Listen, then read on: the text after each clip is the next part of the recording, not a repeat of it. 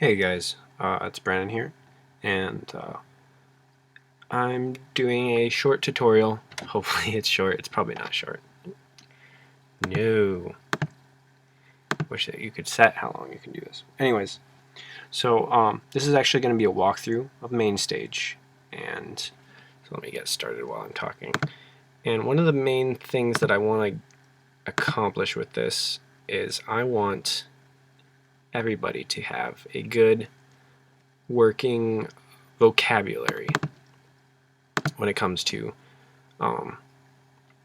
Mainstage. Whether you're on one of the Facebook groups, Mainstage Worship Sounds, or you're from our church, shout out to Redeemer. Hello. I want you guys to have a good, solid understanding of the different vocabulary that we use, because there's a lot to this. It's not just talking about synths. It's not just talking about a piano. We're talking about an entire interface through which we can alter our rig. So, and one thing that I found, I'm trying to, let me find my notes actually. One thing that I found is that I like to ask a lot of questions about stuff that I don't understand. But if you don't have a good vocabulary, a good starting foundation of understanding, then you can't ask important questions. You can't ask what a filter does until you know the word filter.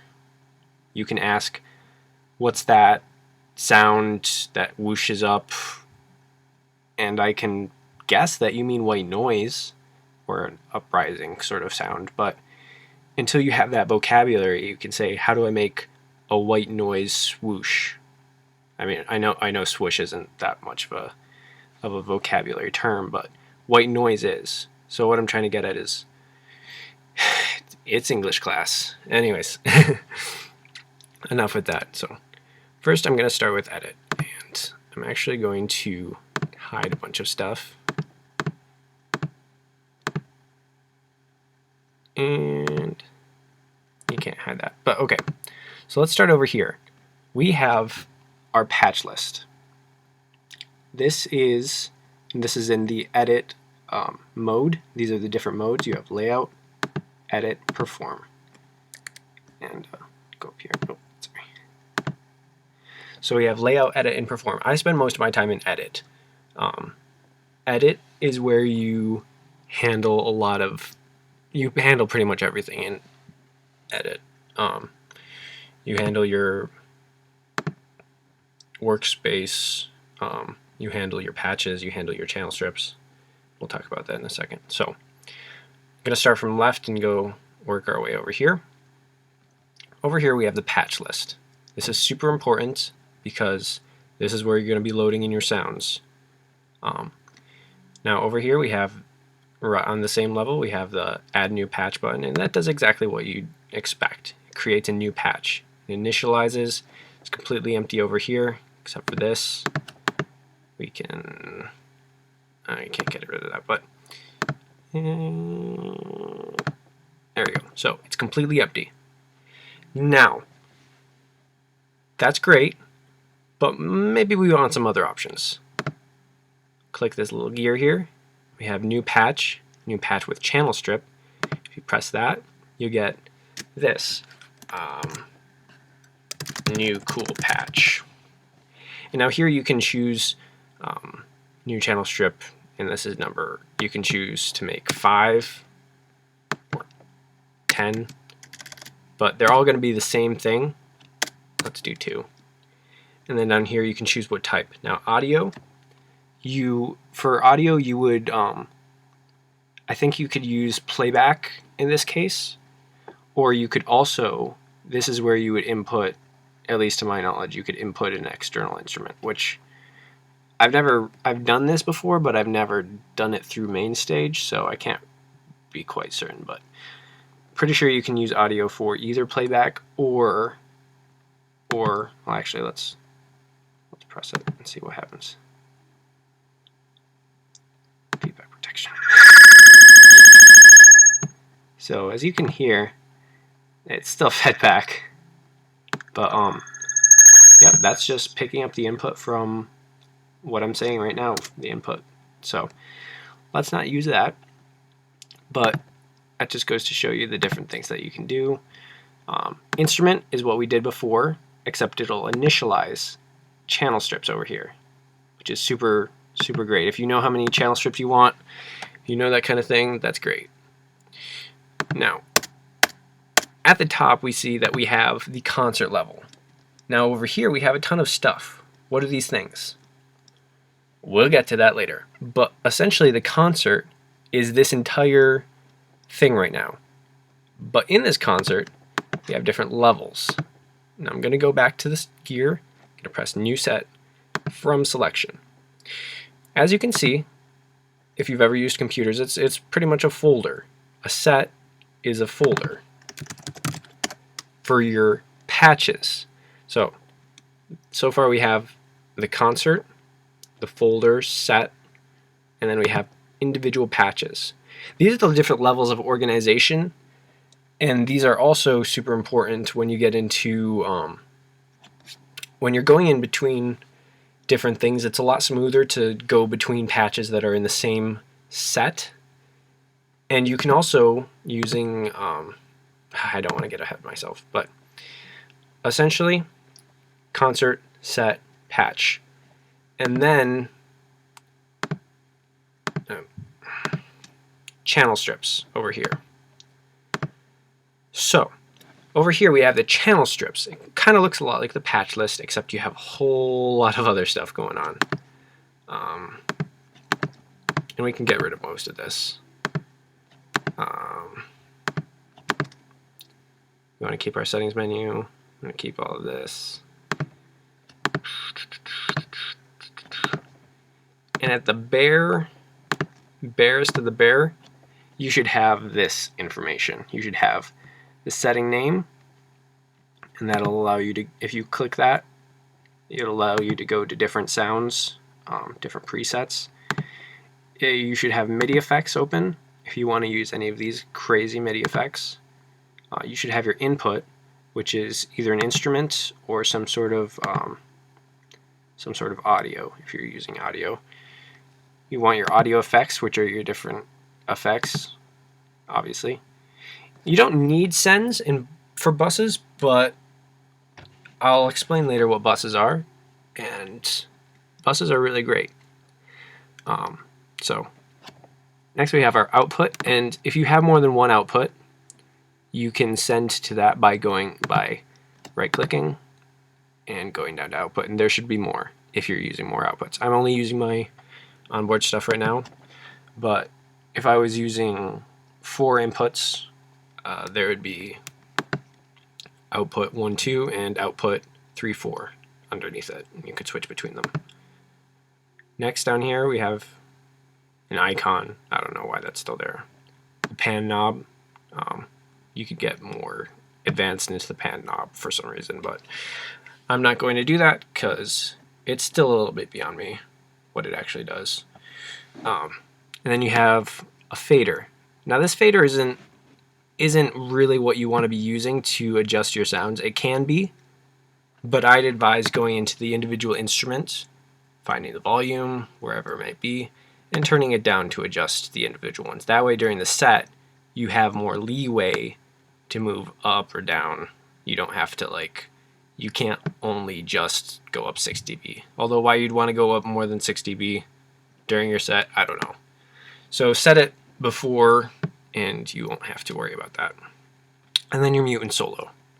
So if you want to make this sound stop, hit the mute.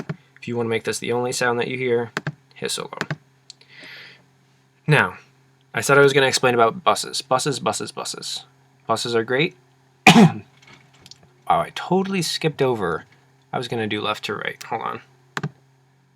Hide workspace. There we go. Going left to right. So you see these sends? With buses, what we do is, or with a regular audio thing, we are just sending it from the input to the output. It goes through these effects, and then it goes to the output. But I'm going to turn this up so you can hear it. But say we want to add effects. You can either do that right here by adding an EQ, or you can send it. And now what happens when you're sending is that you are actually sending sorry, everything from the input, or everything I should say from the MIDI effects, input and audio effects, to whatever bus you're sending it to. Now, this is mapped to bus 2. So, if we look over here, this is bus 2. This is the input. This is receiving from here, the send. So, what happens when I turn this up is it's sending signal from my controller, obviously, to the input, or the instrument, through the channel EQ. Then it's sending it here, which sends it over here, and then the signal goes from bus 2 through the space design, through the channel EQ, and output 1, 2 is its final destination. Now, what was the difference you said? I don't know, but not really. Sorry about that. The main difference is that by utilizing buses, you not only cut down on CPU usage by only having to use an effect once, we can send multiple channel strips to the same bus. Sorry. Let's do retrosanth. Okay. So we set up this send by we click this blank space, go down to bus, and it's bus 2. We can send both of these signals to the same bus, and it'll go through this effect. It'll go through both of these effects before going to the output. What makes that different from just having Space Designer and Channel EQ on both of these? Like I said, it saves on your memory and CPU. By only utilizing one Space Designer, ignore this, you are saving on your CPU real estate, and that's great. What else? Well, by using buses, you are determining how wet your signal or dry your signal is going to be. What does wet and dry mean? Vocab time. Wet is how affected your signal is, and dry is a term to describe how unaffected your sound is. So here, sorry, I'm going to be sending these. This is 6. It's the max they're going to be sending. I shouldn't have muted that. But I'm going to set these to no output. So you're only going to hear the signal coming from bus 2 to the output.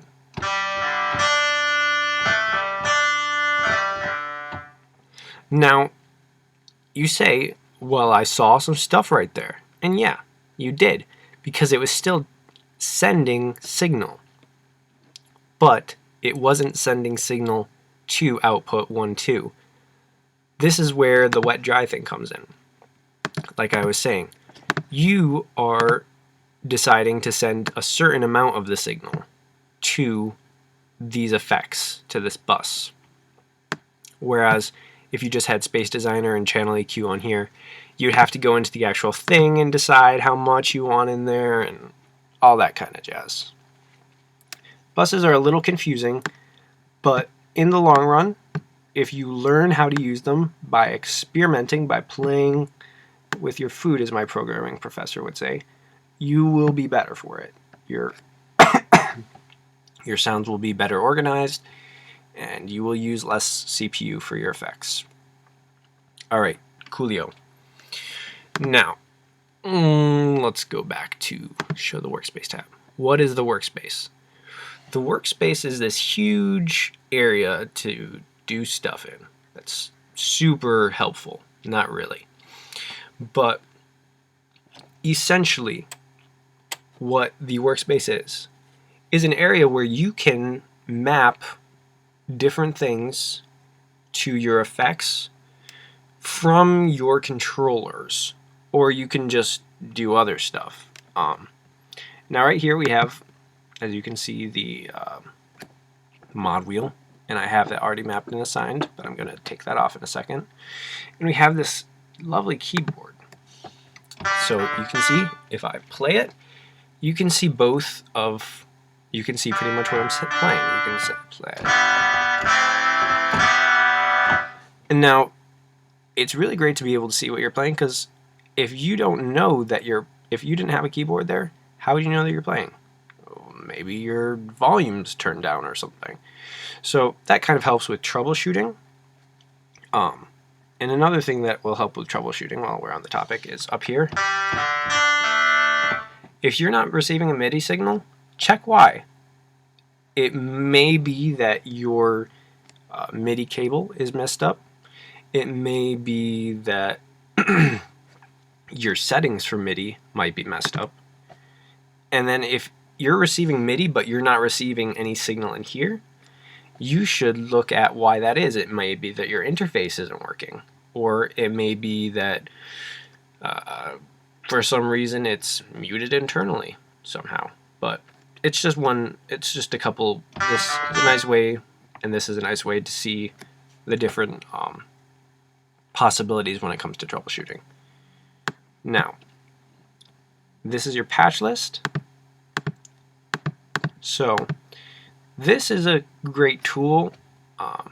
I use a very small one because I know some of you guys like to have all of your patches in one place, and so your patches probably look like this. And now, one thing that I don't think a lot of people realize you can do is you can actually, with the program changes in your MacBook, up to 9, I think it is, if you just press the button, it'll go there. Now, it jumped to program 8 because I have a program 0. If I press 1, it goes to program 0. And this is the same way for all of your keyboards. So I'm going to open up the inspector. Now, so what I'm talking about is I'm talking about this program change under here. So this is your patch inspector. This is super helpful in your workspace. So right now I have it's clicked at the patch level. As you can see, it's highlighted in blue. Sometimes it'll get over here. You'll be playing and you'll press one of these, and then you'll have to click over here to get to the patch library. But no biggie, you just click it. Now, patch library is where you find all of your instruments. You can open up cool stuff like this. And as you can see, you have the patch over here. It changed. Or, and going back to the beginning, this save as patch button. This save as patch button, at least I hope a lot of people are using it, but a lot of people like to just have a concert with all of their sounds over here, and then they'll just rearrange them or whatever. But that's a killer on your memory. Like, let me see. Or this is another thing that people will do. They'll have their patches all in a list. That's not necessarily a good list. So all the patches. This might take a second. Mainstage might crash. I honestly wasn't planning to do that. That was a bad idea. You can see it's loading in all of my patches. You can do that if you want. But as you can see, I highly don't recommend it, because it takes a while. But on the other hand, I don't know, maybe it'll work. So anyways, yeah, huge CPU usage. Anyways, I'm actually not doing that bad. But as you can see, you have a lot of memory usage from a ton of patches that I just loaded. But say you have this many patches, and actually, what even was I talking about? Anyways, so to be efficient, that's that's what I was talking about. So with user patches, all you have to do, instead of going and dragging in all of those, all you have to do is go down to user patches, and then you should have like all these different options available. I have tons of folders in under my user patches. Where's my user patches? It's under music. It's just in there. I don't know. It's not. It's like, or with Mainstage, but it's just patches. It's my user patches folder under here, and that's as far as I can get out. And so that allows you some flexibility. I can go in here. I can select this entire thing, or I can just choose a 3. Now, if you save, so this is what I was talking about before, you can just use the Control E or whatever, but if you want to load a patch, you can just do Control I, and then you have these individual sounds. Now, what happens is if you do multiple sounds together and you press E like I did, it's going to end up saving it as a set, which is great because you want to be able to do that. But it will load all of those sounds under the set if you do it that way. So just be warned. I mean, I could have put in all 182 of these if I wanted to into a set and loaded them, and it'll only look like one patch. You don't believe me? Watch this. This is another bad idea. Oh, here we go. So first we're going to press the Command E. We're gonna do patches. We're gonna export. It's taking a second. Delete. It's gonna take another second. But you just saw that I saved it under one name. It's gonna be Woo's Waves. It's in a set. And so now we're waiting for it to, oh boy. Nice. Here we go. Oh, almost there. There we go. So now we're going to press Untitled Patch. We're in our patch library. We're going to go to User Patches. And then if we look down, Woo's Waves, click it. It says loading patch, but in actuality, it's loading the entire set. So if you have songs, yes, the selected file contains multiple patches. So if you have songs, I have most of my songs that I use multiple patches in set to, I have, for songs that I have multiple patches, like these patches, I don't mean channel strips, but for songs that I have multiple patches for, I'll save as a set, and then I can just recall them all at once. So much more efficient, so much more fast. You'll stop wasting time. You can put drinks on your keyboard instead. Anyways, so I have attached to my keyboard a few things. Now we're in the layout mode. Sorry, I should have said that. Now we're in the layout mode. This is where you edit your workspace. So as you saw, I just brought in a button, and what else do I want? Let's do a round knob. Cool. And now, one thing that I have to mention over here, you have your screen control inspector. This is your inspector for all of this stuff. You can move around all this stuff, get crazy with it. I like to add cats with synthesizers in space. But at the end of the day, you're going to need to assign things. Assign your hardware. What do I mean by that? Well, do you see how... Let me make sure that this is... Nope, this isn't plugged in. Sorry, gotta plug something in. For any of you who have made it to this point of my blathering on, I thank you and hope you're learning something valuable.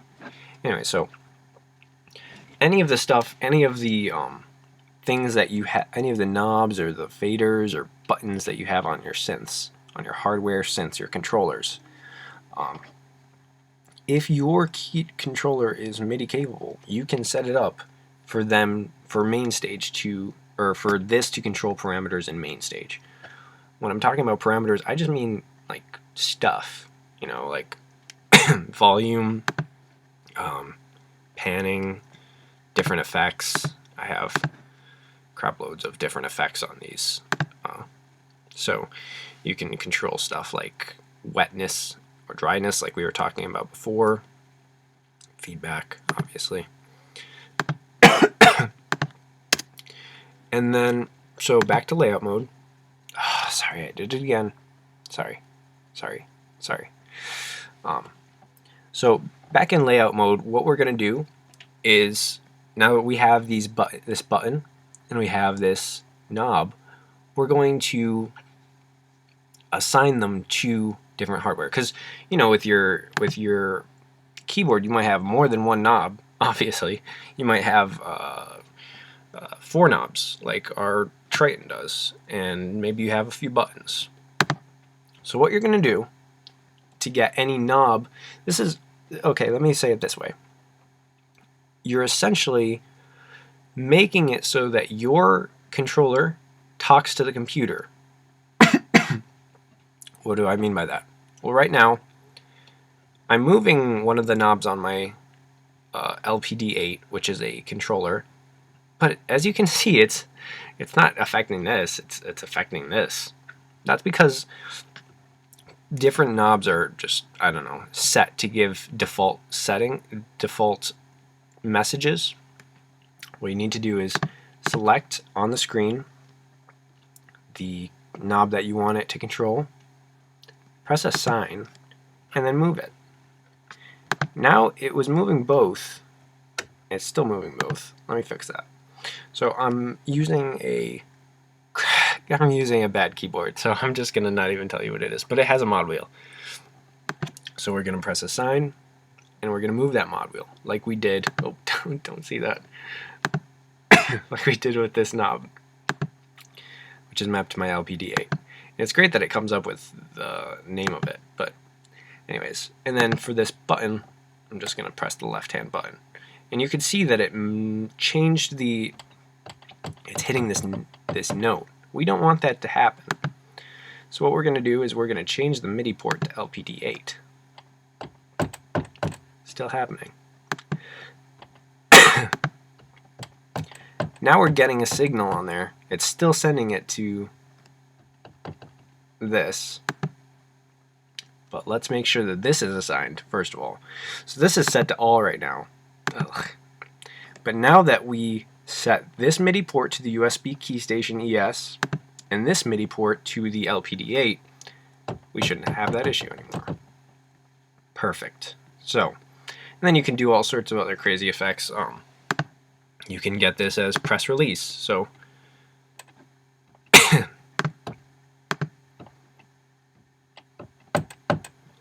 I don't even know what that does, but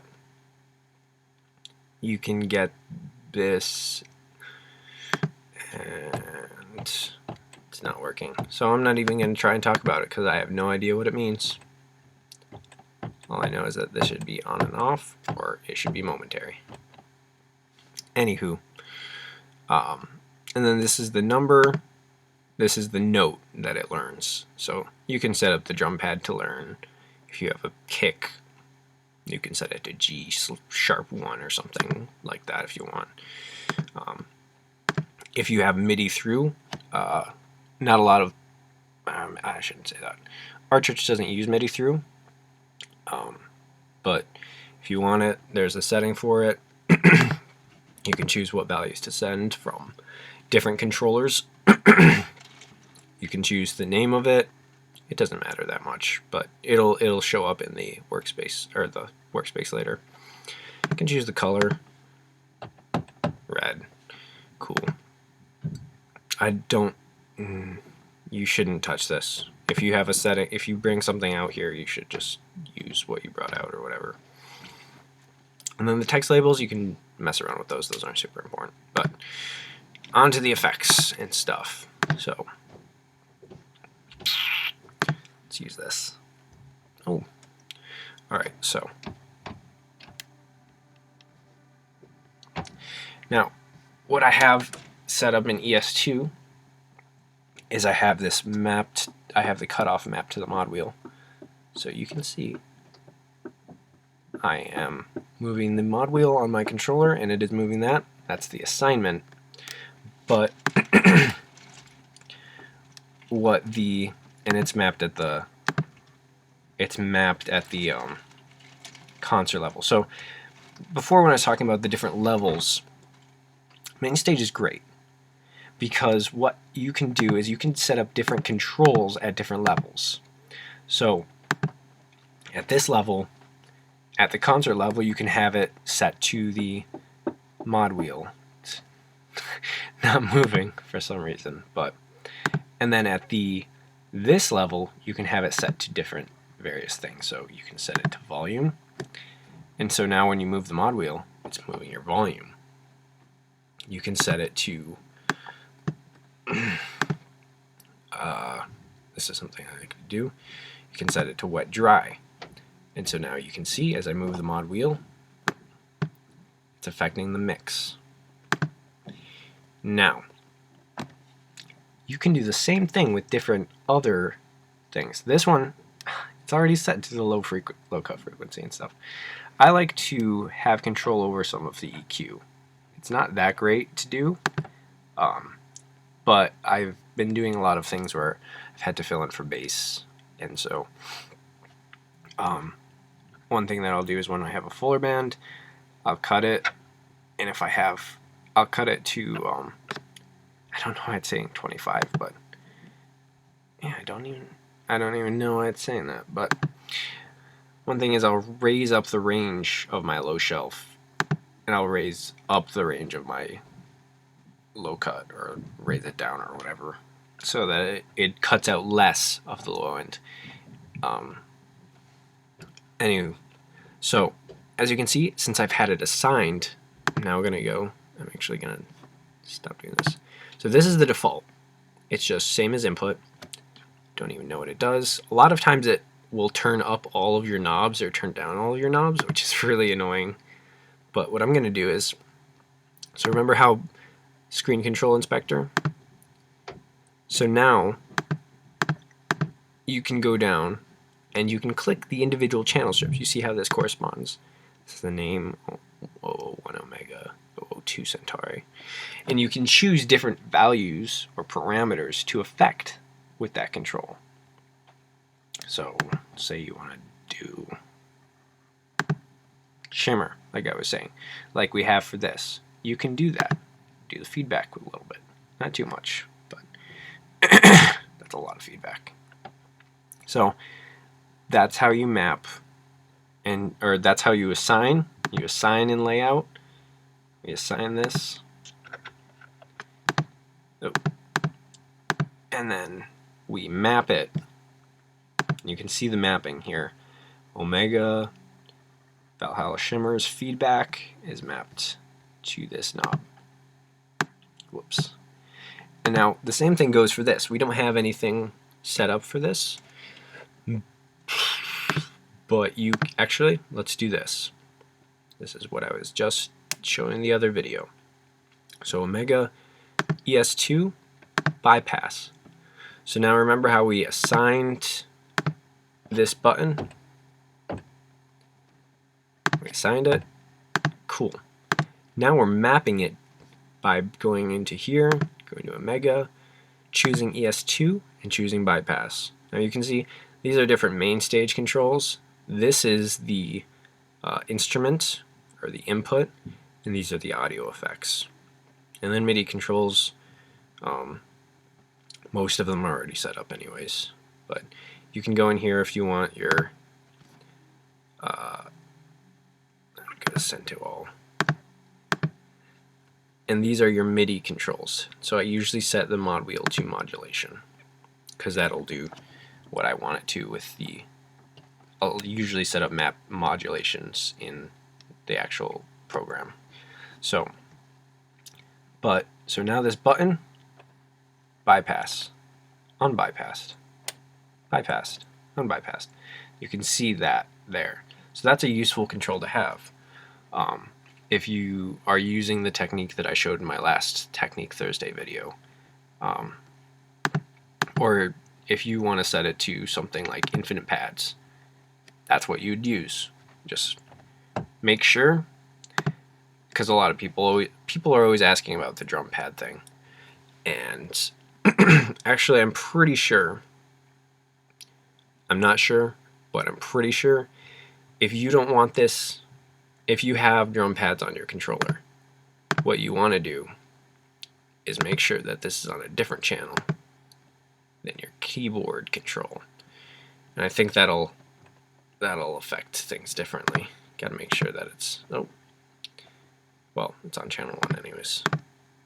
Set this to channel 2. I don't know why it goes to channel 1. Oh well. So I can't be of super help right there, but it'll sort of, I hope that points you in the right direction. So anyways, enough with my rambling. I hope you learned some vocabulary. What's perform? Perform is just a big, it's a full screen mode. You can see things a lot closer, and I don't know. It's nice to look out. I'm just not, I've heard conflicting reports. Some people say that it's better for your CPU to be in edit mode. Some people say it's better to be in perform mode.